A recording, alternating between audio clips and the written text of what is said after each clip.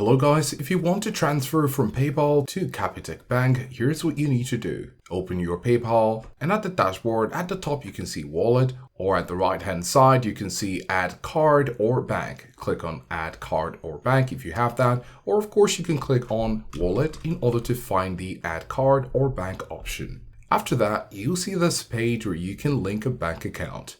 You'll need to provide your IBAN number and then agree and link. So once you click on agree and link, this will link your bank account to your PayPal. After that, back to the home page, you want to locate the transfer funds button. Once you click on transfer funds, you will be taken to the make a payment page where you can, under money out, select transfer to your bank. And of course, once you click on this, the on-screen instructions such as selecting the bank which you added will be applied, and then of course provide the details of your transaction such as how much you'd like to transfer and then complete the transaction.